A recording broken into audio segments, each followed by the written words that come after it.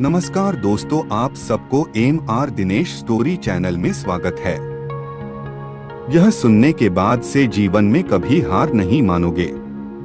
एक समय की बात है, गौतम बुद्ध के हजारों शिष्य उनके पास अध्ययन करने आते थे।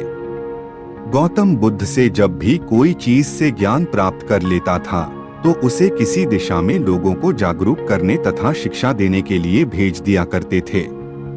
बुद्ध का एक शिष्य बुद्ध के आश्रम में लगभग 6 सालों से था।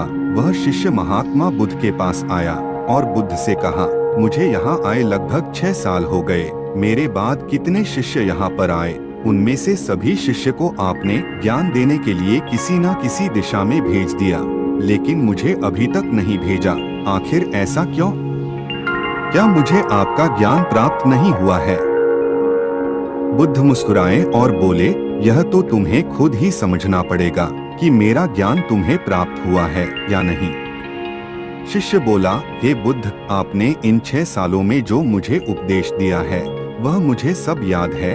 आपकी बताई हुई एक एक बात मुझे सब याद है। आप कुछ भी मुझसे पूछ सकते हैं, मैं हर प्रश्न का उत्तर देने के लिए तैयार हूँ। आप मुझे एक मौका तो दें ताकि मैं किसी भी दिशा में जाकर लोगों को अपने ज्ञान के बारे में बता सकूं। इस पर बुद्ध ने बोला कि ज्ञान की बात को याद रखने से कोई फायदा नहीं जब तक तुम उस आदत को खुद नहीं अपनाओ। शिष्य ने कहा, जो भी हो, कृपया मुझे एक मौका जरूर दें। आप मुझ पर भरोसा रखें, मैं सभी को अपने ज्ञान से प्रभावित कर सकता हूँ। मैं लोगों को ऐसी बातें बता सकता हूँ जिससे लोगों के जीवन में शांति आ जाएगी और वह अपना शांतिपूर्ण जीवन जी पाएंगे।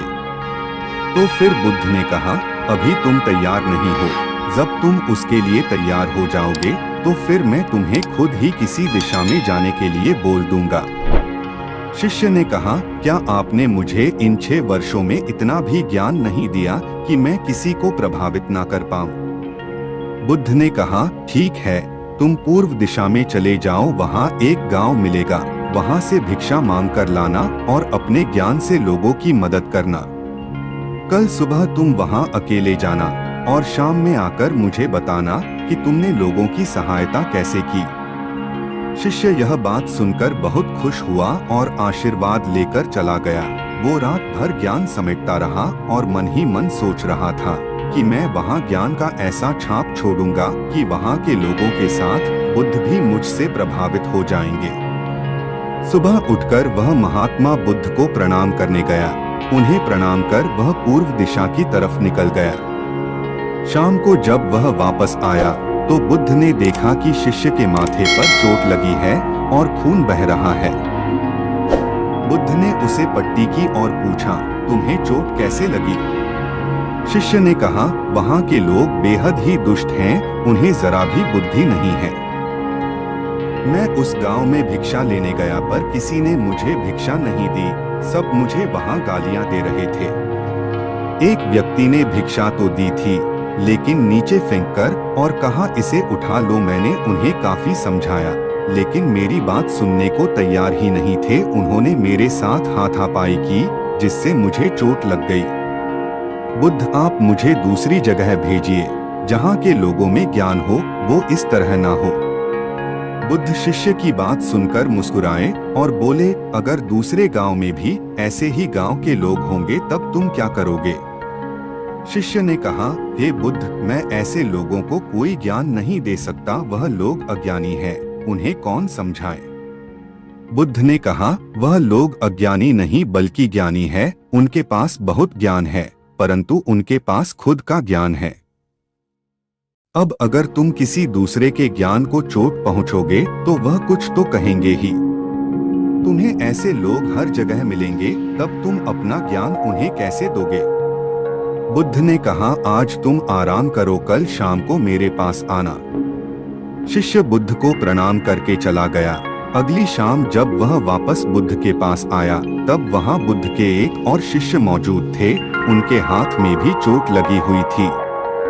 बुद्ध ने शिष्य के हाथ पर चोट देख उस पर पट्टी की और उससे पूछा, तुम्हें यह चोट कैसे लगी?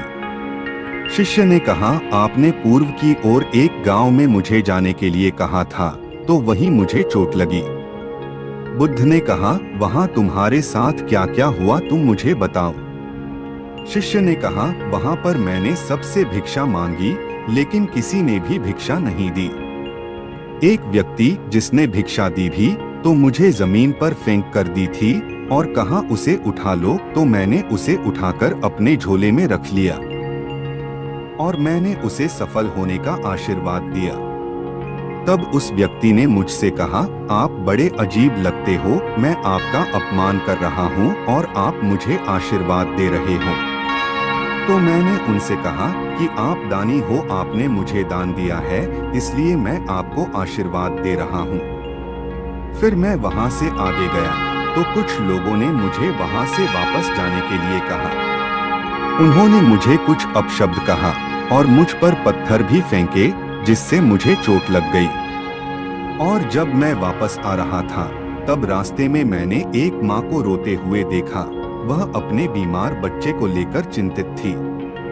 मैं तुरंत जंगल से जाकर उसके लिए जड़ी बूटी लाया, लेकिन वहाँ के कुछ लोग जड़ी बूटी देने नहीं दे रहे थे। फिर मैंने उनसे विनती की वह मुझे उस बच्चे का इलाज करने दे। उसके बाद वह जैसा कहेंगे मैं ठीक वैसा ही करूँगा। फिर जिस व्यक्ति ने मुझे भिक्षा दी थी उसने गांव वालों को समझाया। तब उन्होंने मुझे उस बच्चे को जड़ी बूटी लगाने दी। उसके कुछ देर बाद वह बच्चा ठीक हो गया। फिर गांव के जिन लोगों ने मुझसे अभद्र व्यवहार किए थे उन्होंने मुझसे माफी मांगी और धन्यवाद कहा। फिर मैं वहां से वापस आ गया। कि बुद्ध, मेरी आपसे एक विनती है, उस गांव के लोग बहुत भोले भाले हैं, क्या मैं रोज उसी गांव में जाकर भिक्षा मांग सकता हूँ? यह सभी बातें पहला शिष्य खड़ा होकर बड़े ध्यान से सुन रहा था। उसने यह सुनते ही बुद्ध के चरणों में गिरकर कहा, हे बुद्ध, मैं समझ गया हूँ कि अभी मैं उस लायक नहीं हुआ हूँ कि मैं दूसरों को ज्ञान दे सकूं। बुद्ध ने कहा, हमें बाहर वैसे ही लोग दिखाई देते हैं जैसे हम अंदर से होते हैं। जब तक स्वयं को नहीं बदल सकते तब तक किसी को नहीं बदल सकते हैं। खुद में बदलाव लाना ही जरूरी है। अपने आप में बदलाव लाकर ही इस दुनिया को आप जीत सकते हो। दोस्तों, उम्मीद है आपको यह कहानी पसंद आई होगी। अगर आपको यह कहानी पसंद आई हो तो अपने दोस्तों और परिवार के साथ जरूर शेयर करें। दोस्तों, भगवान गौतम बुद्ध की यह बातें अगर आपको पसंद आई तो कमेंट में अपनी राय जरूर लिखें और ऐसे ही प्रेरणादायक वीडियो देखने के लिए MR दिनेश स्टोरी चैनल को सब्सक्राइब कर लें। आपका कीमती समय देने के लिए धन्यवाद।